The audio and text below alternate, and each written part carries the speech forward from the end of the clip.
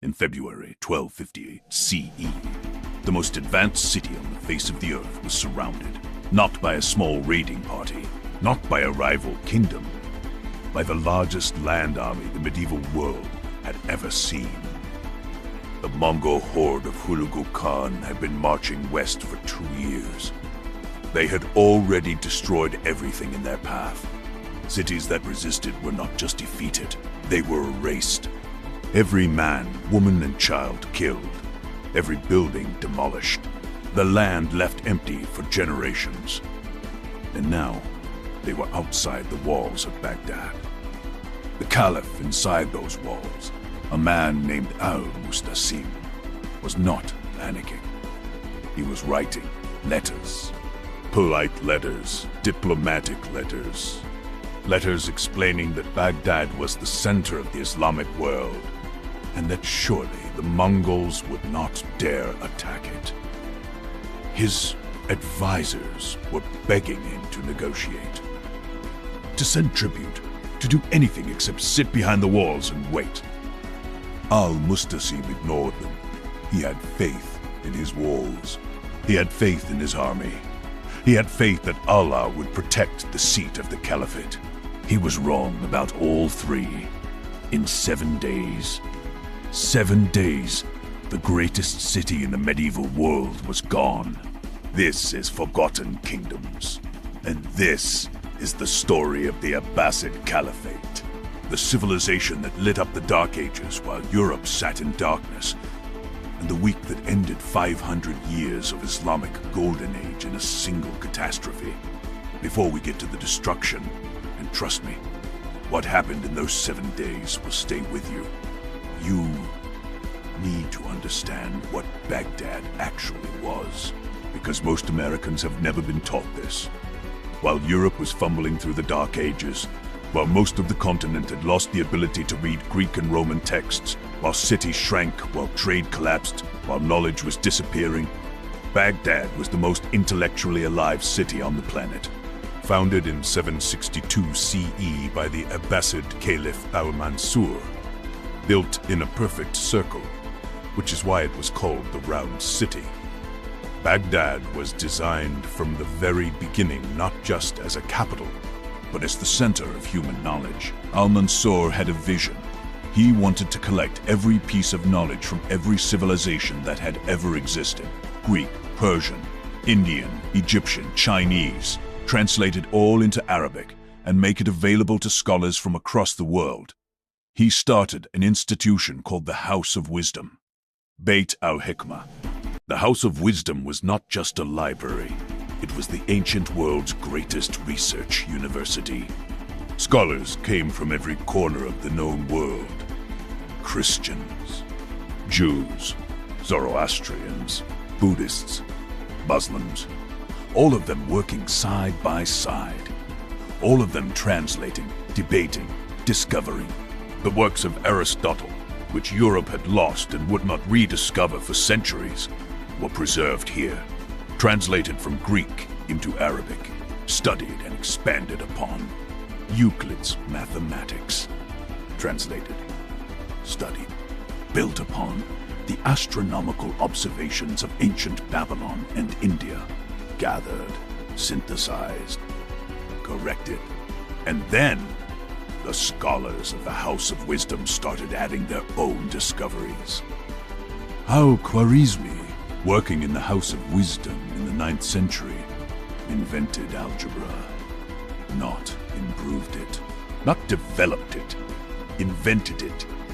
The word algebra comes directly from the title of his book, Al-Kitab al-Mukhtasar fi Hisab al-Jabr wal-Muqabala. The word algorithm, which runs every piece of software on every device you are using right now, comes from the Latinized version of his name, Al-Khwarizmi. Al-Khwarizmi. Every time your phone navigates, every time a search engine finds a result, every time any computer on Earth performs any calculation, it is running on a foundation laid by a scholar in Baghdad in 820 CE. But Al-Khwarizmi was just one man in a city full of them. Ibn al-Haytham, working in Baghdad and Cairo in the 11th century, wrote the Book of Optics, the most complete and accurate study of light, vision, and optics the world had ever seen.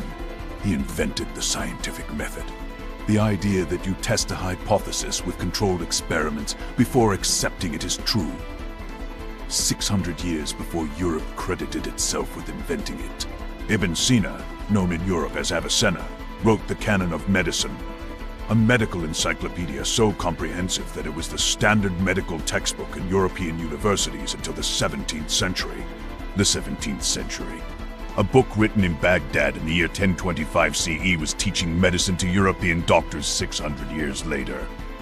Al-Biruni, a scholar so extraordinary he is still not famous enough, calculated the circumference of the Earth to within 1% accuracy in 1020 CE, using only basic trigonometry in a mountain. He was off by less than 200 kilometers. Modern GPS gives us 40,075 kilometers. Al-Biruni calculated 40,253 kilometers in 1020 CE with a mountain and a pencil. This was Baghdad. Under caliphs like Harun al-Rashid and al-Mamun, the city grew to a population of over 1 million people at a time when Paris had 25,000. The markets of Baghdad sold goods from China, India, Africa, and Europe simultaneously. The currency was so trusted it was used in trade from Spain to Indonesia.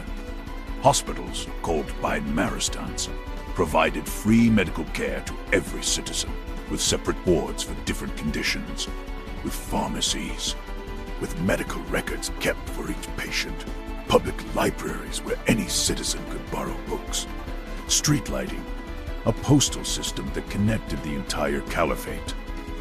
In 900 CE, while Europe was living in wooden huts and dying of diseases that Baghdad's doctors had already learned to treat.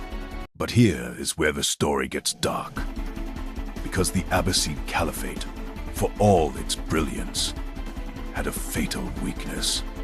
It had too many enemies, and they came from everywhere at once. From the west, the Crusaders were carving up the Levant. From the north, the Byzantine Empire was pressing at the borders. From within the Caliphate itself, breakaway dynasties, regional governors who stopped sending taxes, internal power struggles that never fully resolved.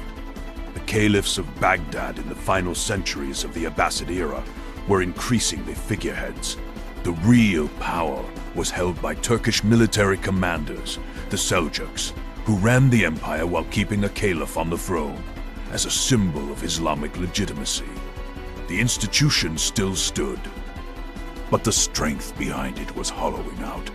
And then in the 1200s, from the east, came something none of them had ever faced before.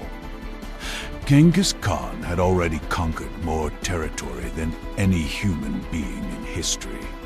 When he died in 1227, his empire stretched from the Pacific Ocean to the Caspian Sea. His successors kept going.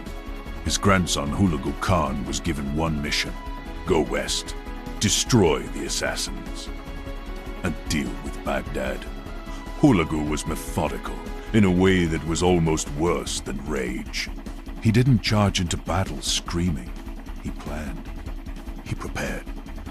He sent envoys ahead to give cities one chance to surrender. And he made sure everyone knew exactly what happened to the cities that didn't. Nishapur, destroyed. The skulls of every man, woman, and child stacked into pyramids.